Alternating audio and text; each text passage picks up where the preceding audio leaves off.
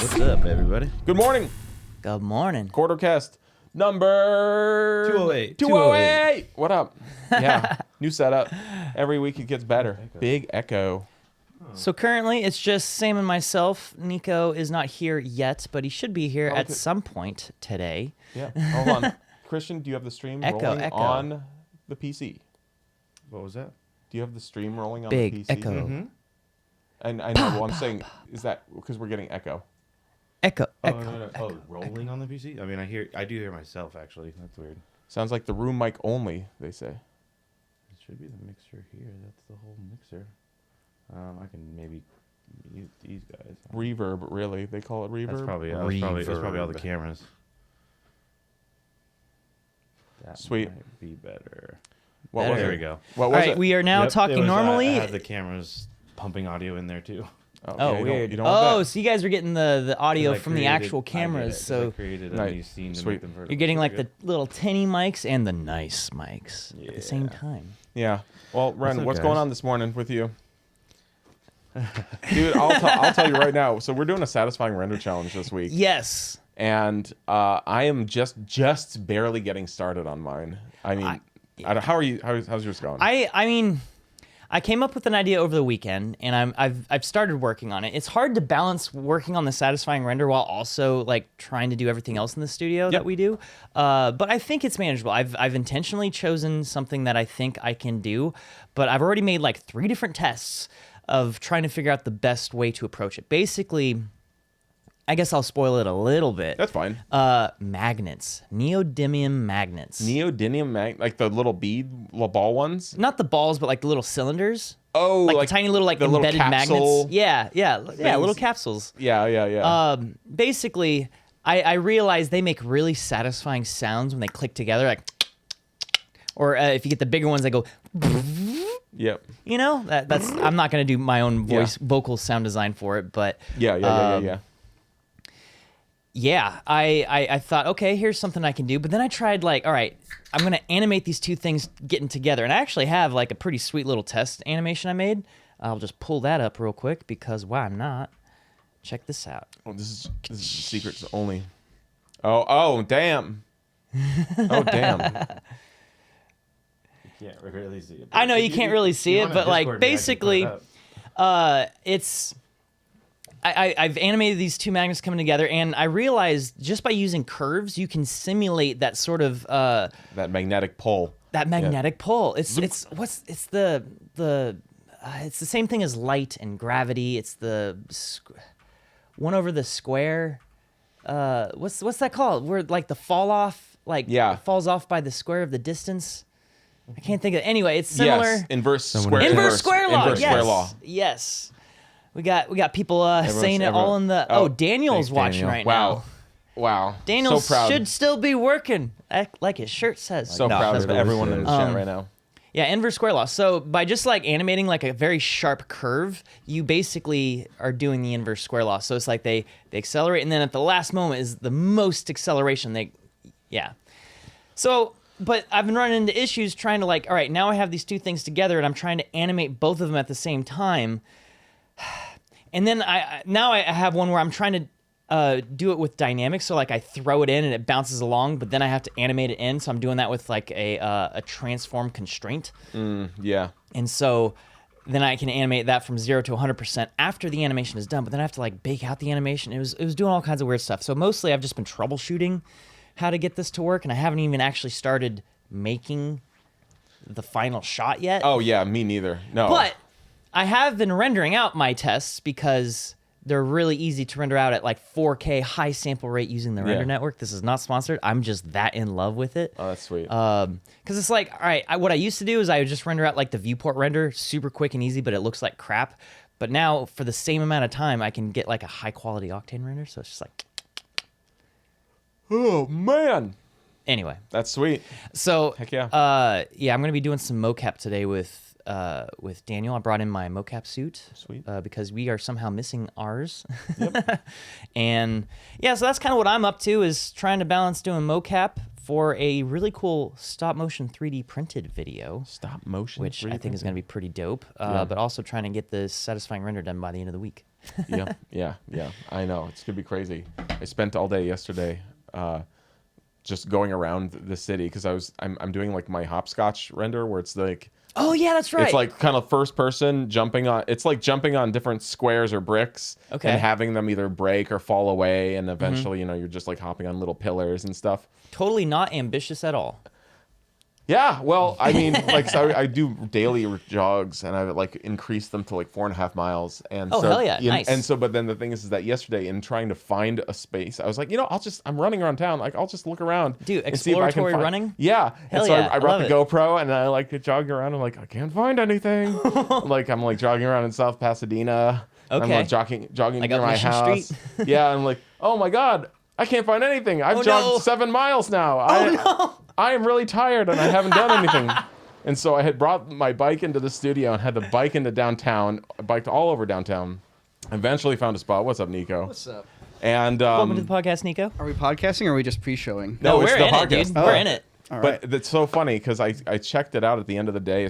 I did find a spot in downtown eventually to do it. But I checked at the end of the day and it said that I had like basically walked about like 13 miles Oh my yesterday. And so now today I just did another jog and I'm like, Feeling it? oh my god, like this render has really sucked all the energy out of me so far. It's Literally. crazy. I know. So just This render has physically exhausted you I to know, the and point of that's- collapse. Exactly. So now I'm trying to figure And now out you're trying to channel your personal physical collapse into the tiles that you're standing on. precisely, exactly. So I've got to somehow get it to actually work now, and it's becoming exceedingly difficult. It's only like a 20-25 second shot, but it's already like, woo, like everything I thought was gonna work is not working. It's not 3D Oh, dang. tracking. It's not the destruction isn't happening properly. So I'm like, how the heck am I going to do this in like a day and a half? But, right? Yeah. We'll find out. Well, we'll find out again on my live stream on Friday, where I will definitely be working on it. Hopefully, I'll have made some cool progress, and it looks sweet. And I'm just doing the fun parts. Okay then. But I'm very excited for it. It's the first live action satisfying render. Well, Is that even possible? Second? the very, very first First satisfying render I ever made was live action. Was it? That's Yeah, right. it was me with my head in the ground. No, my body in the ground, my head like resting on the grass. Me with my and head I, in the And I was ground. like, and Wait. smoke was I thought pouring those out of my those ears. a 3D scan. No, that was all real footage. It was composited footage. Oh, it was like I couldn't composited? actually bury my body in the ground, but like It's been a long time since I saw it, and I thought it was like a 3D scan or something. It's pretty intense. I did a 3D scan. This was back before Polycam was even a thing. So it was like I think I used Bellis 3D to like do like the classic like face scan. It's just so I had like yeah. some sort of element for my head for all the smoke to like sort of interact with. Yeah. That was the idea at the time. And I was just kind of going for what I thought was a really cool render, but I definitely didn't get the memo and like it's supposed to be satisfying. And I completely missed the mark on that one. And here's my render. It was very satisfying to finish. Yeah, it was satisfying for me. Yeah. It's not supposed to be satisfying for me. It's supposed to be satisfied for everyone else. That's funny. That's super funny. Yeah. How you doing today, Nico? Good. I was doing an elementary school tour as a... Was it to your standards? It was actually a pretty cool school. Cool school? Cool Yeah. school? Too cool for school? I mean, it's a I wanna public go there. elementary school up in the area where I live. To keep it vague. Oh, But yes. in the area near where I live. Yes. Dude, I still every now and then get blown away by how old your kids are getting. I know, it's Like really weird. both of you. Ancient. They're ancient. How old is Gideon? 100. Wow, dude, he got so old. 100 months old. No, that's not true. That's might be. How many years old is he? No, he's more like 72. 100 months old would be... He's 70. He's 72 months ish.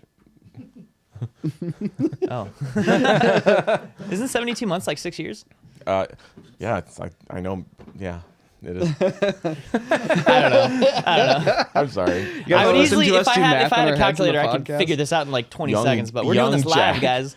How old is young Jack now? Gack. No, it's pronounced Jack. Jack. That's With a right. G. Yeah, yeah. That's the guy who made the GIF named his son that. Oh, and his uncle Gandalf. Jandalf and Gandalf. Jack. Gandalf the Dre. Did you hear how they established in the new Lord of the Rings show how Gandalf gets his name? Wait, James. Wait, lower this down a little. And next on the, Is this the too spoilery? roll call is Games present. It's James. Dude, I love this. Sorry, this is such a good bit. Wait, soft G how versus old hard G? is his name? Wait, sorry. How Did I say old- how old how is his name? Sorry, I'm having a stroke. Wait, what about this Lord of the Rings? The Rings of Power? They established canon for how Gandalf got his name. Ganondorf. Gandalf. Oh, was there like a doll, and then there was like a Gan, like a It was pretty close to like the Mrs. Doubtfire like an adversarial network. level Yeah. of creative naming. And then they Journal were of like, Adversarial Network. "What? We need to Gan the doll, Gandalf, Gan the doll, No, it's actually Gandalf." hey, no, it's hey, you're really tall. You're That was so. hold the I was door. like, is this a? Am I like watching the right show? When I thought it was in pretty Game I of like Thrones? the hold the door moment. yeah. Because Because Hodor was comedic relief throughout the show. Yeah, but sure, this was like He was supposed to he was the Groot of this was Game of supposed to Thrones. be like an epic, Pretty much. serious moment It was. where he got his psychic teleportation, time travel energy in his head so bad that it like made him mentally disabled. Yeah. That's- and then he just had to That's not hold what the door. yeah, I don't see that, That as was comedic it was, relief moment. That was not comedic No, relief. he's- that was a tragic end to a comedic character. Yeah, I think No, not a comedic character, a endearing character. I think Okay. Wren heard it where it was Wait. Hodor is the Groot of Game of Thrones. Wait, so then how did Gandalf get the name then? Oh, back to Gandalf here. Yeah. This is what I really want to know. Because they're like, oh, you're really tall. You're a grand elf. No. A grand elf? Yeah. No. Yeah. It's so rough. Grand elf. Gandalf is my name. Grandalf I will has a little mispronounce ring your to it. pronunciation. Say that again. Take out the R. Gandalf. Perfect. Yeah. I haven't watched Rings of Power season 2 yet. I personally enjoyed season 1. I liked it a lot. I feel like most people that I know weren't fans, but I enjoyed it. Let me clarify. I enjoyed many aspects of the show. There are also many aspects I was like, whatever. But I haven't watched season 2 yet, so maybe that speaks more than anything. I don't know. There's just nothing like a show coming out like 2 or 3 years after the first one to really make you feel like they did not put enough thought into something that is longer than like the Lord of the Rings trilogy. That's so funny because like you look up the actual name Gandalf and there's like, oh, there's actually like a Norse name that was taken. They took inspiration from to like get it, which was like Gandalf. I can't even read it. Gandalfir or something. Anyway, the point is, it has an actual etymology. Yeah. Let's see. So Fellowship of the Ring came out which year? 2001, 2001. Gosh, Okay. I can't wait till we And get Return like of the the King sweet. came out when? 2003. Really? They Yeah. came out 3 years back to back? Yeah, just because they saying- filmed all of them in one go, and then they came out That's right. 2000 in like November or December 2001, 2, and 3. It was a big event for my family. What a so- crazy time to be alive to have the 3 Lord of the Rings hit. Boom, boom, boom, year Yeah. after year, and each one's like, dang, this is like the definitive Lord of the Rings. So much so that when the third one came out, everyone's like, I guess we should give it all the awards. Yeah. And then they did. all of them. Yeah, They did deserve all the awards. It was know- like, what, 13 Academy Awards? yeah. You know, and got just all the in the background nominations? here, I think I might Or come won up all with the origins nominations? for your guys' names. Wait, That was what? the origins for your names? How you got your name? I've said my name origin story before. Haven't I? Yeah, but you guys know it? Was it two different? Was it just two regular words that, when combined, like No, the context, the So- context in which you were named? So the story for my name is that my dad, who had just moved to Oregon after graduating high school, he wanted to spend a year living in Oregon to get citizenship in Oregon, like state citizenship, so he can go to the state school at a reduced rate. I don't know, 1980s things, right? And he was backpacking with 2 of his friends. They climbed up to the top of this mountain and like just slept out on the ground. And when he woke up the next morning, it wasn't like a big mountain. It was just like up in the top of a valley. And fog had rolled in, all these low-lying clouds. And so he Oh, wakes up and he wait. sees just all these islands of mountaintops makes sense. surrounding him. Yeah, no, I remember this, and that's where you saw the Grim Reaper.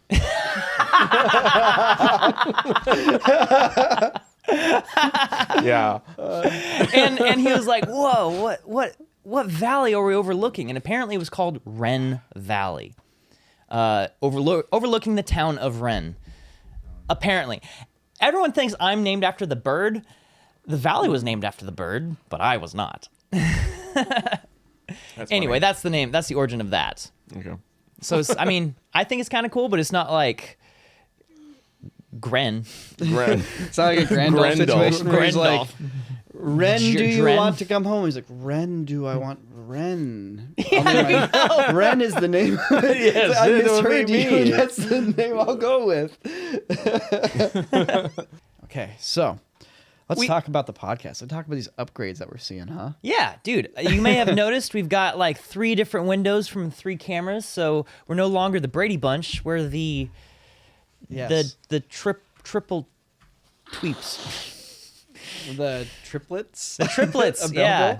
available. Yeah, no, we have new, like, we have lighting. We put new lighting in. We have these little like Got these spotlights, edge doing some, like, lights, edge lights, yeah. which Trying to You know- upgrade the lighting a little bit so it's not so flat. we're supposed to be turning off. Little the by house little, lights. we're, still working on it. I Yeah, have a tried- vision. The that thing I'm is, I dialing came in here and you're like, this was set to like 7,000K. No, that's not what it's supposed to be. Well, it was dark in here. It was pitch black, and that was at 7,000K. I was like, oh my god, I feel like I'm in like a surgery room right now. no, that's So not I how turned it's the house supposed lights to on and fixed that. I was like, be. No, I have a whole setup I Surgery did yesterday, but we were messing with it, and of course I had it was the like school alien tours this morning. abduction in here. Like we're just Yeah. like this blue light in the middle of the room, and it was pitch black. Yeah, the cool thing is Christian has the controls for the center light on his desk now, so he can like make it a party if he wants to.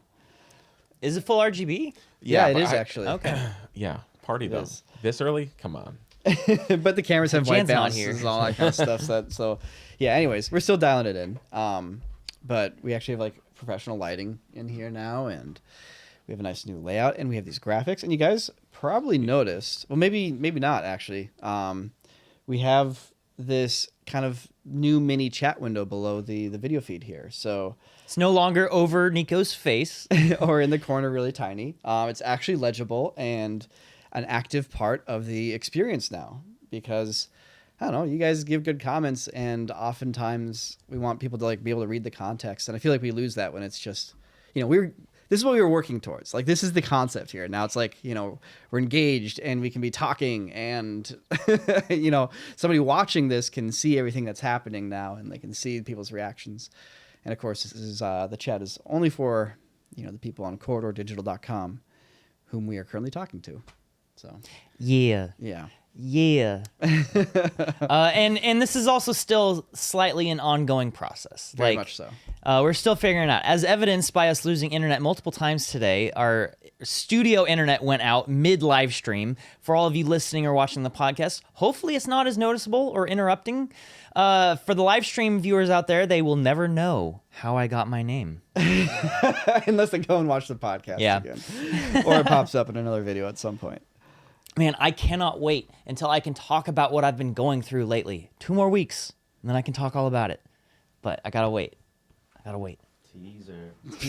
God, I can't. Thanks for sharing that, Wren. I know. It's just, I'm trying to think of something to talk about right now, and I want to talk about the thing that's dominating my life currently, but I can't because it's not been announced yet. Mm-hmm. I all I'll say is I got a new role in a new Zack Snyder movie. Yeah, no, that's not true at all. That ain't it. Yeah, Rob, we do have redundant internet. We have our Verizon backup internet. And that's what we're running right now. Yep. 160 megabit up And currently. down. And down. Yeah. Up Basically and down. just cell phone internet. Yep.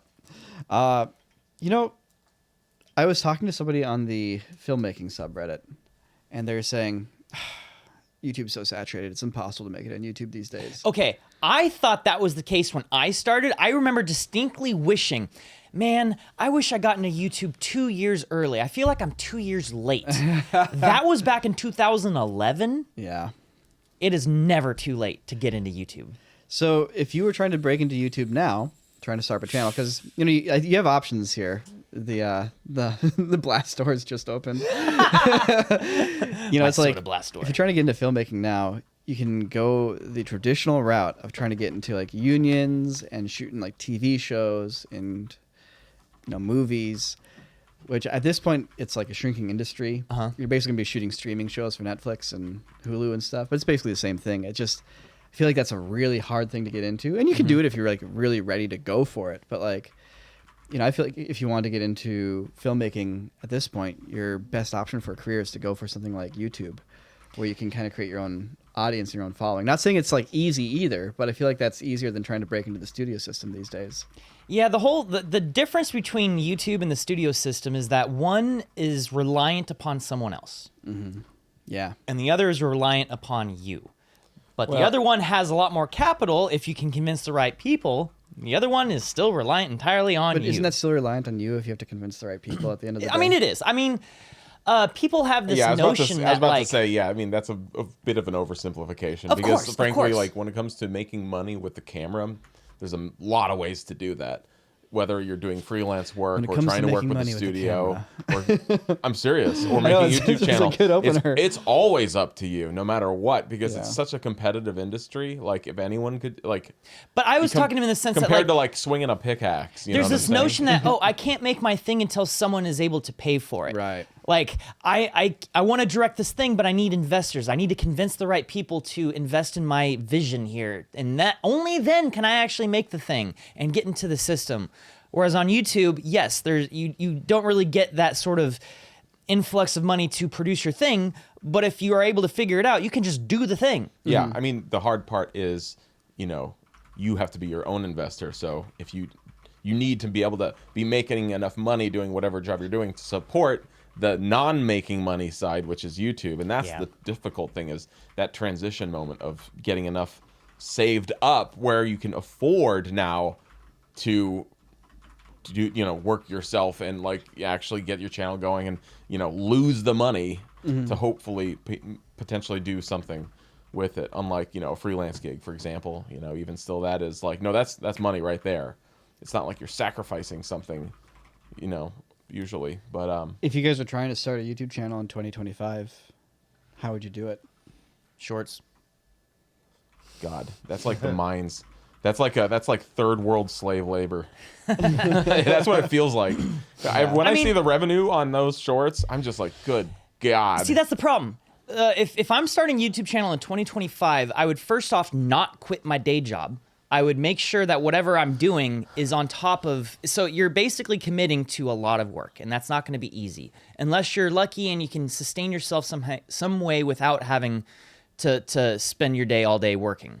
But you want to be consistent. You want to be able to have some sort of format or some sort of focus on what it is for people to expect. Well, It's I mean, like yeah, if you're making random videos every day and your viewers don't know what the next video is gonna be in terms of like the type of video it is. Let's say like one day you have some sort of breakdown of how like this whole thing, and then the next day is some random other thing, and like I don't know any specific examples, but like having the people that I'm finding are seeing the most success right now on YouTube are the ones who have a very specific, not just a niche, but the thing they're doing is the same every time. So as soon as you see this person's face pop up, you know the exact video you're about to watch. Oh, this person's going to describe this new news thing about this specific niche that, algorithmically is being served to me. And well, I mean, like, there's a lot of ways to do it, but realistically, it's less about filmmaking at this point. YouTube's not about filmmaking. Not necessarily. No.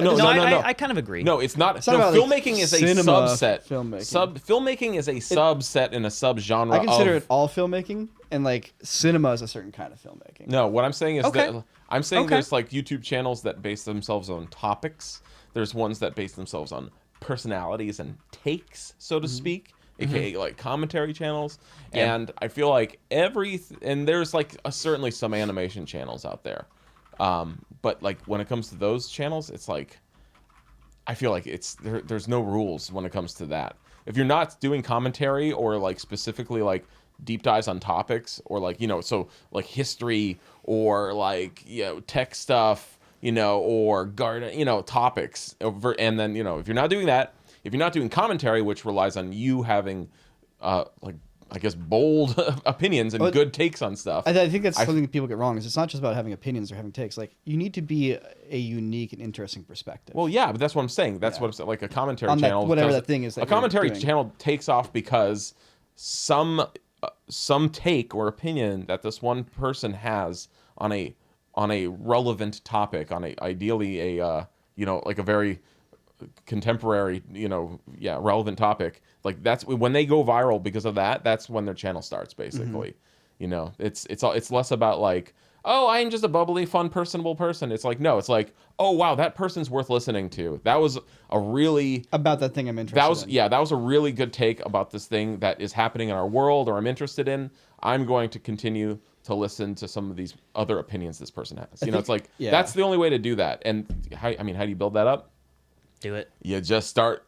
Anytime something happens, you give your take, and some people will say, this is stupid and you have nothing worth listening to on this topic, or some people will be like, hey, you know, you might be right, I've never thought about things that way. You know, it's like, I feel like that's like the most straightforward avenue of YouTube. But the universal key to all of that is just consistency. You got to just keep doing it, and you got to be able to just keep doing it, knowing you're not like. Well, kind of. You need to be aware of when you're stagnating. But like, well, okay, sure. I think a mistake that a lot of people make is that they try to market themselves in the way that like, oh, people are going to come to this channel to see me, or because they like me, or they like my personality, they like how I do things. That's not really the case, like, ever. You need to, like, if you're doing a commentary thing, like, your thought should be like, okay, people like my take on it. Your thought should be like, people liked the interesting aspect I brought to this, or like the way I managed to like portray this, where it's like, it's not about you, it's about the thing you're doing. Because like, naturally you will be a part of it, and your personality, and like that will grow over time as like people spend time watching your stuff. But like, that's never the reason in the first place why somebody would visit a channel, like a brand new channel. You would be like, oh, I love this guy. It's like, you've never seen his stuff before. Yeah. You know, it's all about the value proposition, because you know, it could be information they're getting from a certain channel. It's also very likely just entertainment that they're getting. They enjoy the entertainment value of the channel, and that maybe they're doing something like they're unboxing different things, or they're doing a challenge video, or they're just hanging out with their friends. There's entertainment value there. A lot of the time there's educational value, like, oh, I'm looking up a review for this thing. This person had a really good review of what to get or not get about this thing that I'm looking into. I now have a little bit more respect for their opinion, or whatever. It's like all these different things. You got to ask yourself, what is the value I'm providing? Or if you have to ask yourself, what is the loophole of something I can post on YouTube that won't get me banned, but people think I should be banned for it? Well, that's one way to go for it. Rage bait? That's the shitty way to go for it. If you want to be an asshole on like social media. Not even rage bait. I'm talking nude I'm yoga. tired of people trying to do that kind of stuff. It sucks. Like, it's like great. It's just like a billion snake oil salesmen on the internet trying to I'm I'm joking. Yeah. No, like, those are just like, those are little embers that like flash once and then are put out instantly. There's no career in doing that. Unless you're a true psychopath. But regardless, it still comes back to, if you're trying to start a channel, it's the same in 2025 as it was in 2015 as it was in 2005. You need to have this expectation that you're not going to make money for at least a little while. You know? Because chances are you're not going to make any money. So you got to be able to support yourself in a way that is, what's the word for it? Sustainable. Mm-hmm. You gotta find some sort of angle that is a sustainable angle that you can keep consistent. I mean, the thing we have to keep reminding ourselves here, like, is the amount of time that we put into a video and the amount of money we put into a video really doesn't have a correlation with how many views the video gets. Yep.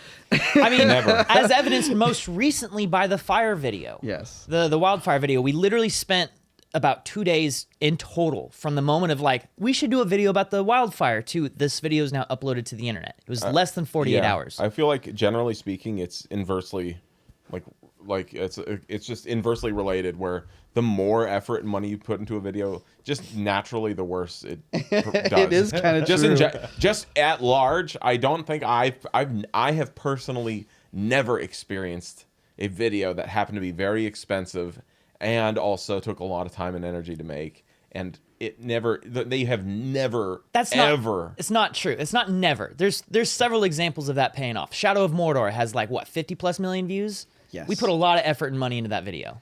But it's also world's longest lightsaber. And but we did put effort. We did put effort into a the lot longest of effort lightsaber. into that one. We did, actually. My favorite example always comes back to Real GTA. Because Real GTA and Mario Skate were two videos that happened at roughly the same time. Technically, we shot Mario Skate first, but I ended up putting like 5 weeks of dedicated effort into that video, doing all the visual effects, coordinating with all these other people that were helping me do rotoscoping, and then all of this stuff. Sam basically did all of the work for Real GTA by himself, including all the editing, all the sound design, all the visual effects, and basically did all of that in a single week, not including the filming. We filmed that over the course of like 2 or 3 days the week before. But that video was our most viewed video of all time. It got 4 million views in a day and is now sitting at like 20 or 30 million, I think. Like, It's crazy. there's Yeah. sometimes putting more money into a video can end up meaning more views, but that's just a correlation. That's not a causation type thing. Yeah. Yeah. I mean, It just Except for Whistle and Diesel. it just comes down to the idea. What? or Mr. Beast. Whistle and Diesel. Well, Mr. Beast, it's kind of his thing. It's not like it's not like he's gonna be. I'm gonna make $1 billion YouTube. It's like is that really gonna do better? Maybe. Probably. I'm Well, just saying. that- Whistle that's and an Diesel is example of, like, he's if he buys identified- when he gets a new tank or a F-16 and films his first F-16 video. It's like I gotta watch that. See, that's Yeah. the thing is that like that's you gotta know. that's the idea.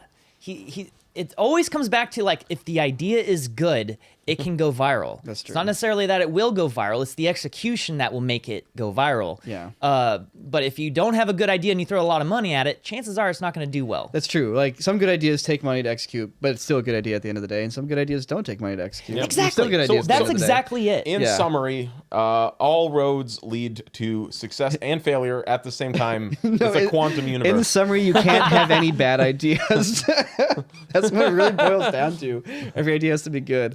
That's the pressure in summary, of YouTube. success is in the eye of the beholder. And the challenge a lot of the time is trying to ride that line between, all right, how much of this idea, how much effort is enough to make this idea good? Good.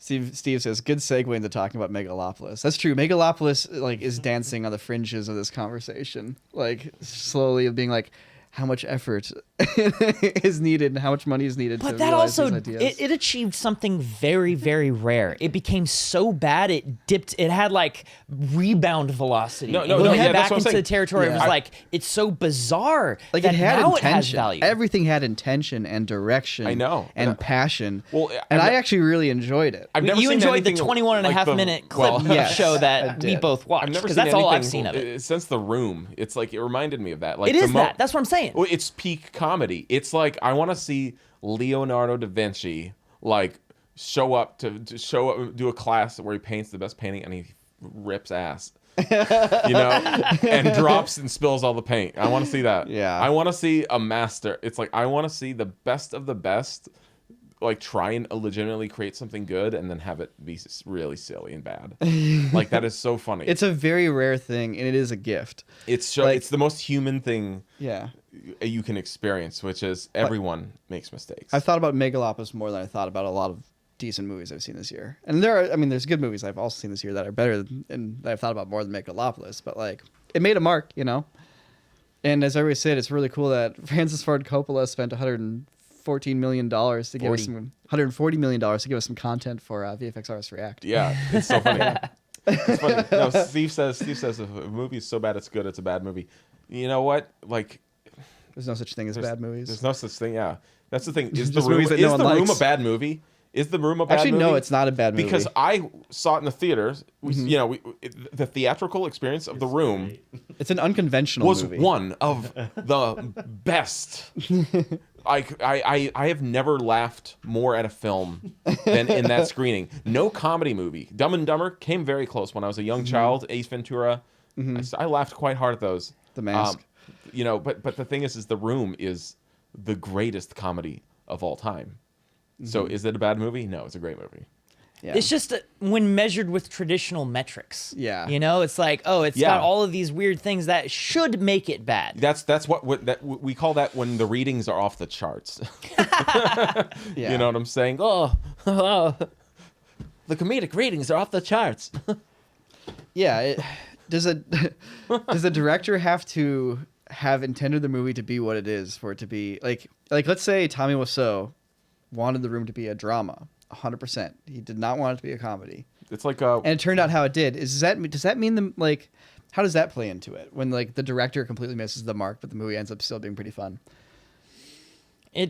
Art is in the eye of the beholder. Yeah. It's like, someone like- could oh, watch a it's like- movie it's and like- not get anything out of it. Like they feel numb. It's like literally not a single emotional response to a movie. That's an example of a bad movie. Yeah, but boring- if a boring different is what you don't person want. was like, wow, all these different things. Like maybe they thought it was really good. Like, oh, that was done really well. These other things were immaculately done. That person subjectively thinks this is a good movie. And then you have another person who's like, wow, this is so terrible, but I'm enjoying how terrible this is. Exactly. It's like now it goes back to being good again. Like I would argue one of the best comedic performers of our time is Corey Feldman. If you've seen his, so Corey Feldman, 80s child star, best friends with Michael Jackson when he was a child. And so now he's got, he's had a amateur music career basically for the last 20 years. And if you watch his performances, they are hilarious because the songs are horrible. He dresses up like Michael Jackson and tries to moonwalk and then plays like the worst guitar solos you've ever heard. He can barely sing. And it's absolutely hilarious. So is he a bad artist? No, he's a great artist. He's a poor dancer. He's a poor guitarist. He's a poor singer. But as an artist, he's succeeding. True. That's a really good way of putting it. That's a really good way of putting it. And it's that's like, the thing. Did he reach out and connect to you as a fellow human being? It's like, yeah, he did. Yes, he did. Exactly. Yeah. That's like saying, oh, no, if you make me laugh, it has to be on purpose. It's like, no. So, sometimes the best laughs are the ones that are unintentional. That's the thing when it's just so much The comeback king. Yeah, that's his Comeback moniker. king. The comeback king. Yeah. So good. So good. We do also we have a slight intention of always including a little bit of like jankiness or approachability in our videos as well. Like if they get too polished and it feels like something that someone else couldn't do with like a camera and some friends, it starts to like disconnect a little bit, Well, I've thought about that a little too, and I just call it like VFX expressionism at a certain point. Well, it's more like, we're making a fine painting. It's like you have your ILM guys and your Weta guys, and they're there with their little magnifying glasses and their tiny paintbrushes, and I'm over here going like,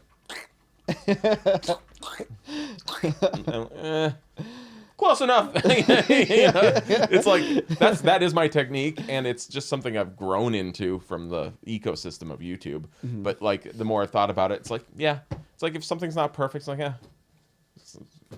fuck you. It's like you don't like it, like I don't care. Like it's like sorry. It's just one of those like sorry. Like there's gonna be mistakes. Like it isn't gonna be perfect. Is it partially from skill? Absolutely. Like I'm not the best VFX artist by any means. You're also far from the worst. I'm just doing my thing. Sorry, I'm just trying to mess with some new technology. It doesn't actually work for this video yet, but it's more of the I imagine it did work. I don't know. I think it's good embracing that, and it's I mean, also going back to jank, like right? YouTube, there is also the sort of disconnect between production quality and relatability. I remember Ryan Higa explicitly said he did not want to upgrade his audio systems. This is way back in the day when he was making more content back then, but like his audio was always like, just this like on-camera mic in an echoey room. And he specifically wanted to keep it that way because if he got better audio, he thought it would make him less relatable to viewers. Mm-hmm. And this is, early 2010s when that was a lot more of a thing where it's like, if it felt too produced, it felt too corporate. Mm-hmm. And suddenly it's like, now maybe you got a team of joke writers behind the scenes making you funny. And that's, it just changes the vibe, and especially for that type of content, you wanted to be able to connect to the person you're viewing. Yeah. But then we came up, and our whole shtick was like, we're trying to make the most professional looking stuff you can find on YouTube. Period. Yeah. Yeah. But that was our thing.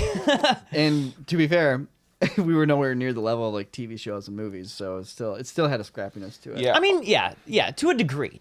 But at the same time, especially in the early 2010s when we're really focusing on making the short films, we haven't really focused on it that way for the last like 6-8 years or so. But like, there's a time period there where it's like, wow, this is literally the highest quality visual audio production like that you could find on YouTube for free in a consistent way. Consistently, yeah. Every now and then you get like the banger short film and you're like, what? This is amazing. Yeah. Who did this? And it's like, they spent the last 3.5 years working on it. I'm going to circle back to the starting YouTube in 2025 thing. Because I wanted to like talk about, I think it was like 2014 when we committed to like doing the vlogs. No, it was 2016. 2016. remember, well, 2016 is when we shot Battlefield. I feel like we started a little bit No, before no. that. January 2016 is when we started the vlogs. Really? Okay. I'll never forget It really wasn't that long ago. It was 8. Yeah. Yeah, I mean, 9 years ago. because if you think about like when React kind of took off as like the golden age of Corridor, I mean, we had a lot of different golden ages. I guess feel 8 like, years ago, yeah. but like middle 2019 is when React took off. So like 2020, we're hitting our stride. Like that's only 4 years from when the vlogs were getting 20 to 30,000 views to suddenly having million view weekly videos. And I was like, when we were talking about like the starting YouTube channel, I was thinking back to like, okay, so like we started the vlogs, we were just doing quick little things every other day, but we were constantly experimenting with ideas until stuff would resonate. Then we try to return to those resonating things while still keeping a little bit of experimentation going. Yeah, So we could absolutely. keep an audience growing that's like expecting something, but also still keep experimenting because we hadn't hit something that got 1 million views yet, And then and part of that is like we also still had to make a living as a company. And I feel like that's when Christian really started building out like the brand side of things and making sure we had brand integrations. And Christian, do you have a mic over there? Yes, I do. I'm right here. Yeah, So- Christian's on the podcast here. Because like part of We starting need a to YouTube hear you channel, more often, Christian. Yeah, for sure. part of starting a YouTube channel is not just making things that people want to see, but you still have to be like kind of an entrepreneur and build your own studio and your own business at the same time. And so like, is it possible? Like Christian, what's the lowest number of views you think is possible to make a living on YouTube? Oh man, I mean, yeah, if you keep your costs down and stuff, you can. I mean, Say one person. It also, okay, I was about to say, One it also person. really depends on the scale of the Exactly. project. yeah, I'd say. I mean, like you can get small deals, but you do a bunch of those for a few thousand views, anywhere from a few thousand to like 10,000 views. You can sell some decent brand integrations, and if your overhead's pretty low and you're just kind of one person doing it yourself, like you can slowly build that up from the ground up, and. It starts with a lot of free stuff. Maybe that inspires some ideas, but then it's a couple $100. It's a few $100. Then it's, hey, I'm getting 1,000 per extra, brand deal on top of AdSense, and you kind of just scale from there. How many views do you think one needs to like be able to get the most basic of brand deals? One that's like a money brand deal. That's what I'm saying. I think like if you're consistent and then you can prove that you're gonna get those views consistently, like, I've seen like a couple $100 brand deals for $2,000, and then you can get anywhere from like $1,000 from 10 to 20k views. So it just depends. I mean, it's a little bit of a sales game, and you got to be able. I got to a little negotiate and confused sell there. yourself. I think it meant 2,000 views. Okay, Oh, yeah. yeah, You my said bad, bucks my bad. instead of views. My bad. 2,000 views. I feel like if you want to actually start making real money on YouTube, you got to be hitting either like there's thresholds. There's the 10K view threshold. There's the 100K view threshold of like consistently hitting those numbers. Because I see creators that there's so many creators out there that are at around like the 50 to 100,000 views. Every video they put out is never really able to get past 100,000 views, but they do it relatively frequently. And so at the end of the month, it's still a decent amount of views, and their production is really small. Maybe it's them, maybe another person helping out doing editing or something, but for the most part, it's probably just them. And that's a nice living. They can live off of that. But once you start getting upwards of like 1 million views per video or like 1 million views per month or whatever, 1 million views per month could literally be 10 videos a month every 3 days or so, and they're each getting 100,000 views. AdSense wise, you're probably looking at maybe like a couple $1,000s for 1 million views, Yeah. depending on what you're doing. If you're making like tech review videos, maybe it's a few $1,000s more. Yeah. Yeah, the demographics do matter. Like you can sell a brand integration to an audience of 10,000 if there's a company that wants to reach that audience of 10,000. Like let's say you do book reviews, and Audible approaches you. There's a good link right there, Yeah. versus like a computer company. Sure. And I know that like finance YouTube has a lot of money in it. Like people who do like that type of like they make finance recommendations, or that's like their shtick, right? Everybody just selling classes to each other. Yeah, but it's like but the AdSense on those types of views are way higher than any other sort of metric on YouTube, or not metric, what I mean, like Yeah. the demographic. CPMs, yeah. And because of that, also like people are willing to, or companies are willing to spend more on the integrations on those videos too, because those viewers are like, oh, I've got a lot of money, I want to know how to invest it. Those are high value viewers. Versus like kids channels probably don't have that great Yeah. ad revenue because the viewership doesn't have money. They're kids. Yeah. And yeah, so, but I feel like if you got a channel and your videos are consistently getting at least like, 10 to 50,000 views, and you just stick with it, like the ad revenue will come in, and suddenly you're like, wow, I've actually got a decent amount of revenue coming in every single month.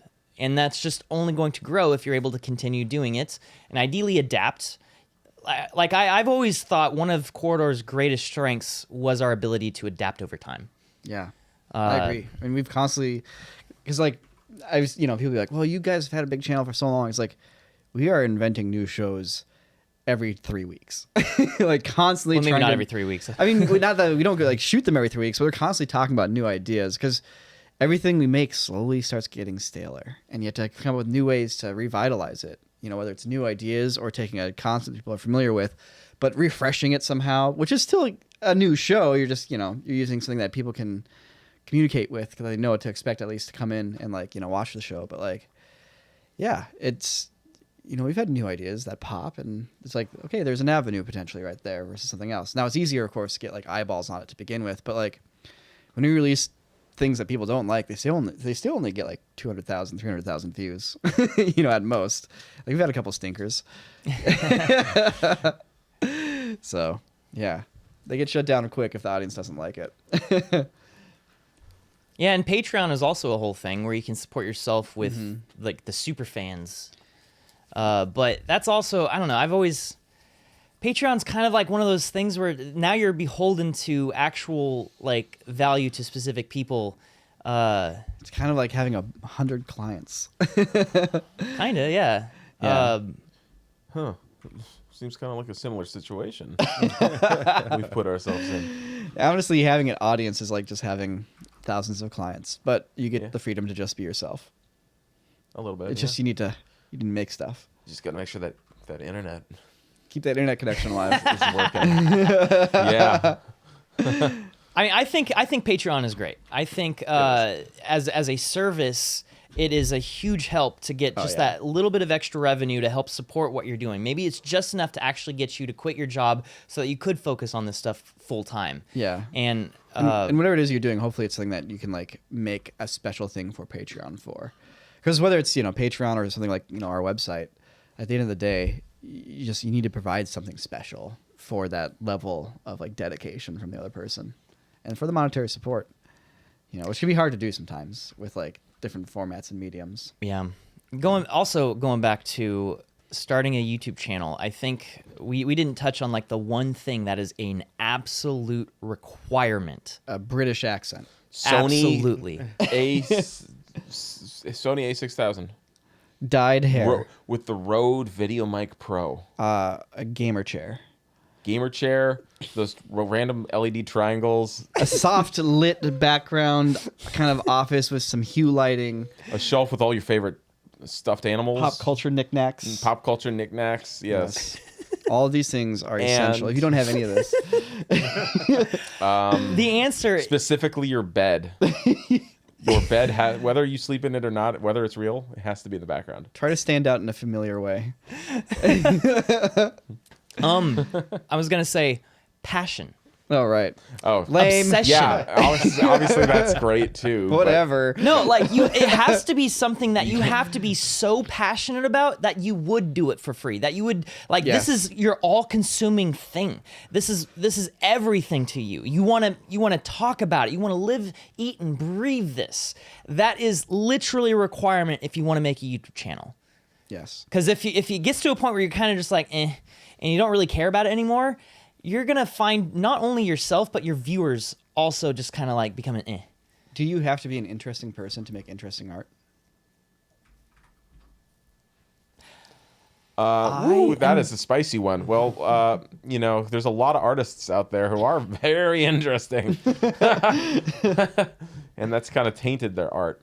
It's a good question because I think I would say No, I would say yes. I'd say no. I'd say Again, interesting is very subjective. I'd say yes, and I'd say I think everybody has something that makes them interesting. Yeah, most okay. people. Well, sometimes vast majority of people. If you are the art, then yes, you have to be interested. Oh yeah, if you are the art, but like yeah, Yeah. making art. If you just need to find the thing about you that's interesting, I feel like Yeah.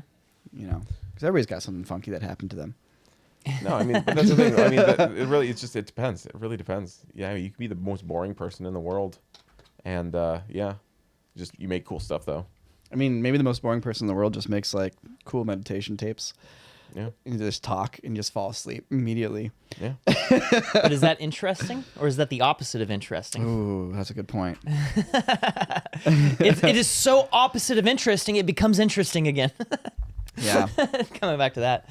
Yeah. Stinkers. I don't think you have to be likable, by the way. Yeah, likability is just in general like our world. I'm sorry, just saying we had a big event in the United States this week, and likability isn't necessarily isn't the key to their success. Right. That's So true. I just Yeah. want to, without saying names or anything like that, I just want to point out something that I realized in hindsight was a great call. Back in 2018, I made a video about SpaceX. And I made it only about SpaceX. And I did not utter a single name of who runs that company in that entire video. And it was very intentional at the time. It was around the time that I started being like, oh, it's kind of starting to feel a little weird. Because up until that point, I was a huge fan. And it was starting to be like, okay, this is kind of, you know what? I'm going to just make this only about SpaceX. And I'm not going to talk about who runs it or all that lie. stuff. It's all about the rockets. oh, he's And I'm starting to feel a little bit good about that decision I know, now. right? Just I know. saying. It's a lie. Just saying. It's a trail of lies. There was that one interview at the factory with Marcus Brownlee or whatever, and he's like, oh yeah, I played The Witcher 3, and now guess what? Now we know. He didn't play any of those games. He was lying for years and years and years just to make people think he was cool. And guess what? It worked for a long time. And then Path of Exile. Okay. And then Path of That's Exile, enough. That's too. enough. I love the video game aspect of this. That's it's so it. funny. Bad at video games. That's the thing. You know, Dean and Jordan were talking to me about their concept for their video, which I don't want to spoil it yet. But, The wild one? yeah.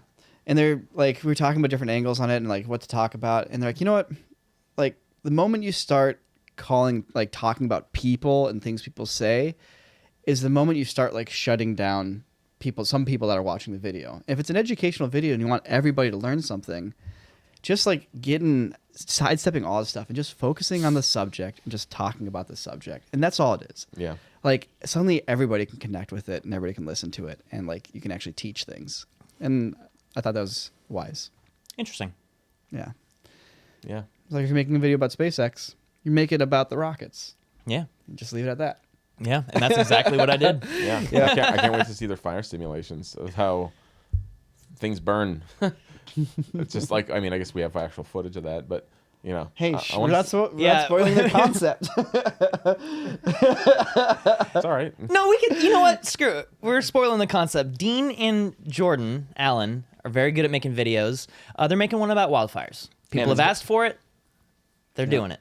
They got interviews with It's like professionals. Yeah, it's gonna be like their water video. It's like Yeah. gonna have sweet graphics, sweet simulations, sweet visuals, and also actual interviews with experts. And Yes. so it's gonna be like you're gonna feel smart and be entertained at the same time. Very excited for that. I heard them lamenting upstairs. It's like, oh, the reality of all this stuff is so much more complicated than what all the laymen have been writing and the stuff we've been reading. Yep. And it's like, yeah. Yeah, I can relate to that. Oh my god. Yeah. It's like, oh yeah, here's a cool. This should be a relatively simple Just write a concept little to execute on, and as soon as you open it up, it's like expanding foam. It's just like it gets more and more of a thing. And you're like, oh god. Yeah, man, Yeah. that's life. Everything is way more complicated than like, Almost You as know. if life has nuance, yeah. and yet we're viewing it on a black and white TV. I still feel like we're witnessing the beginning of the end for social media right now.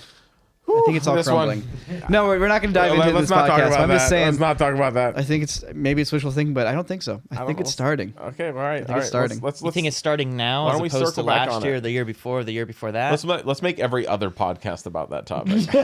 So that means we'll skip this one. Yeah. Yeah, we'll see.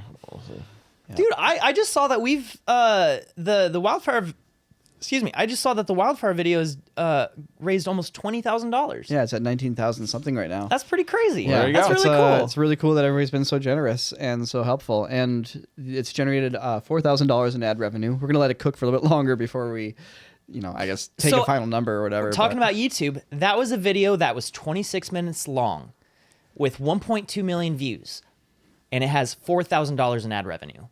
Now, to be fair, 4.1. To be fair, I think that's also a video that is not as monetizable as other videos would be. And so if you say got a 26-minute long video doing computer reviews or whatever, you might be able to make more than $4,000. Maybe 5.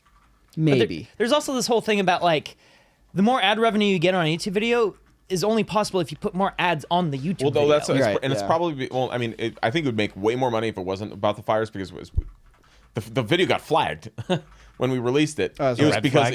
it was YouTube flagged it and said we're not monetizing it because it has to do with a sensitive issue. That's right.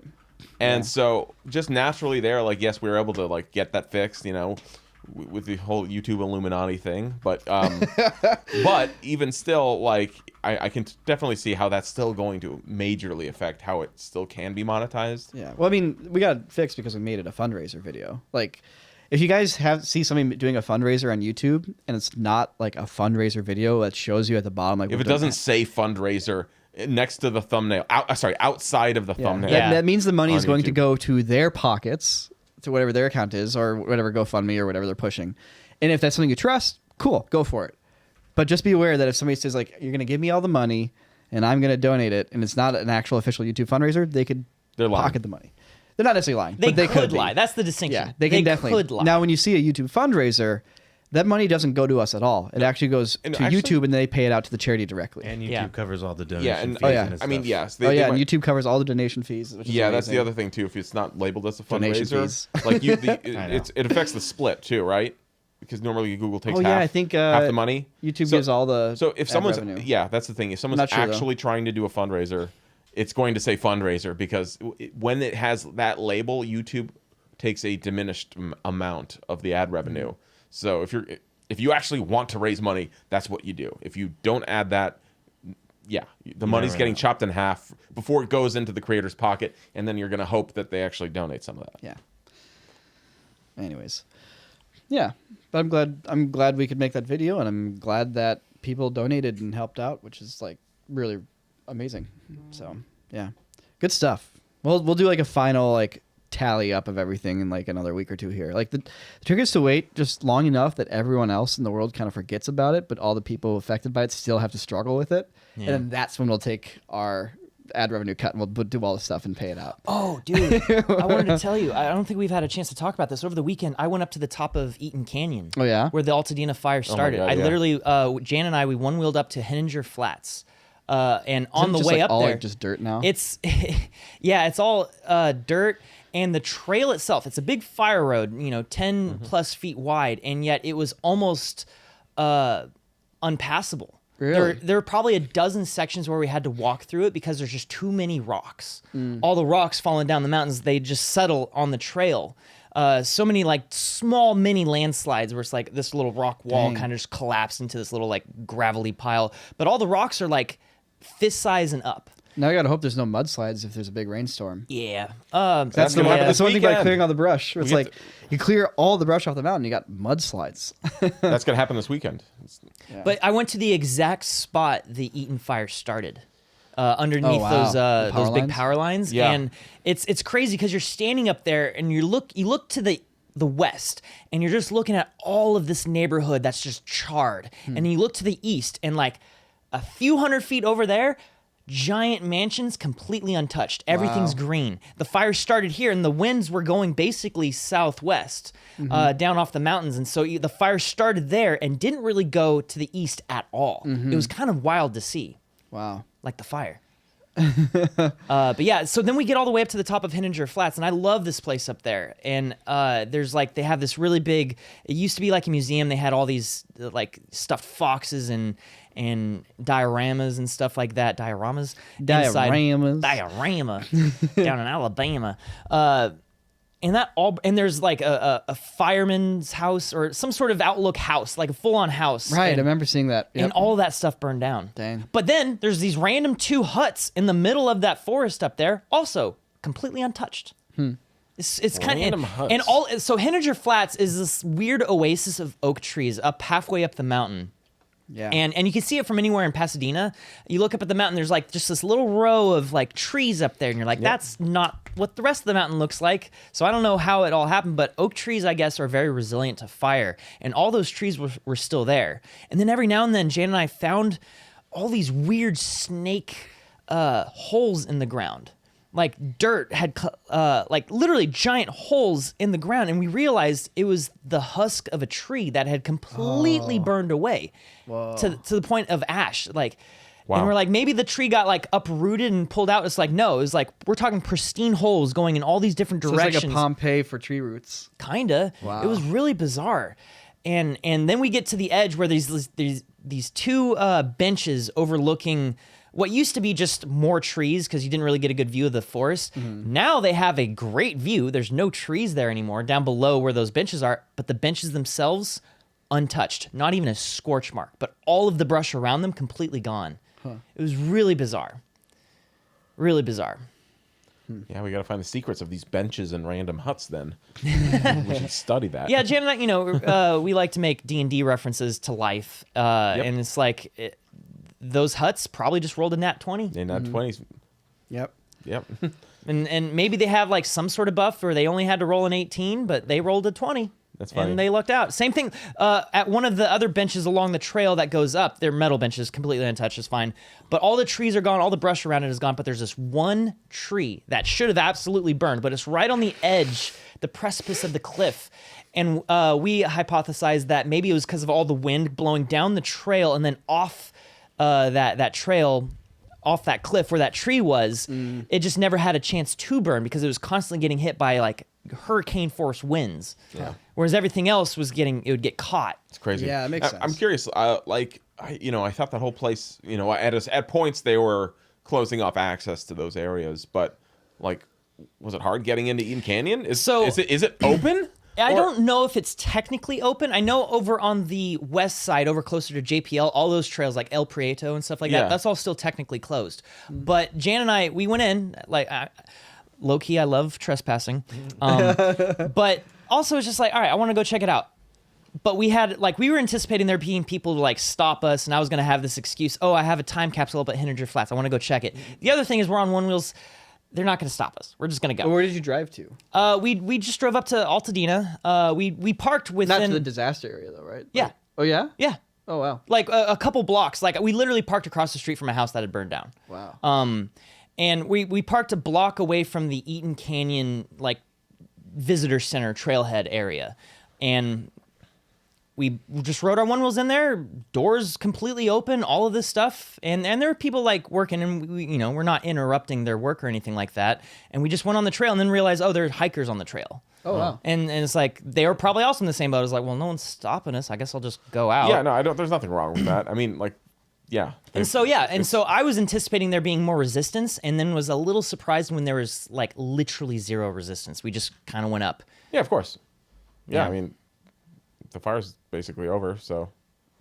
Yeah. But like I was worried about being in a situation where we get there and there's like all these workers and they kind of like look at us weird, and it's like I didn't want to actually inconvenience any of course. people actually doing real work, but there was no one. Yeah, It was empty. Of course. Other than like the random hikers. Crazy. And they're doing the same thing you were. They're just like, let's check this out. But I realized when I got up there, I was like, this was not a one-wheeling adventure. We should have hiked this because there are so many points where I had to literally get off the board and carry it. Yeah. It was kind of crazy. That's cool. That's super sweet. Yeah, I've been up there a whole ton too. That's amazing. Yeah, those are really cool pictures. I was very sad to see that Inspiration Point had burned down. Which it's further up the mountain, same mountain, up the Mount Low Railway, and it was like I have a story. The point is still there. The point is there, but the entire monument, the shack that they had built up there is gone. When I first learned the one wheel trick where it spins around and you jump back on it, like the little donut burnout thing, the first one I ever landed was in front of Inspiration Point there, and I have a video on my Instagram page 2+ years ago. That's Inspiration Point, and I've got so many videos of that spot, and it's all just burned down now. It was this really cool spot where they had like these little pipes that you could look through, and it had the name of the area it was pointed at, like Santa Monica, Long Beach, Pasadena, Catalina Island, all these different, and it was just, they weren't telescopes, they kind of looked like it. They're just literally metal poles, metal rods. And you look through and it's like, oh yeah, I guess that is Santa Monica over there, way off in the distance. That's all there because it was metal. Yeah. And all of the giant, like, they have these giant gears, like 6-foot wide steel gears that have been there literally 100 years, because there used to be this railway that went up there 100 years ago, and no one ever bothered to like remove that stuff, so it's still there and still unburned because it's steel. Wagons and stuff like that, like trolley wagon type. Anyway, that's all there, but the whole structure of Inspiration Point is gone. It'll be rebuilt, I'm sure, someday. Yep. Yeah. Well, Wicked. on that Wicked. downer of a note, Aw. I think it's time for us to wrap up the podcast here and move into our after show. It's been good, guys. Yes. So everybody listening right now, thanks for joining us. We still have more evolutions happening to the podcast here. Me tuning in some of this live stream stuff, and then hopefully, I don't know, doing a little bit of like cross live streaming onto the YouTube platform here to kind of invite people over to join us here on the website. So more on that when it develops, but Yeah. we're getting there. Yeah. It's a journey. It's a journey. And thanks for listening. We'll talk to everybody later. And 3, 2, 1.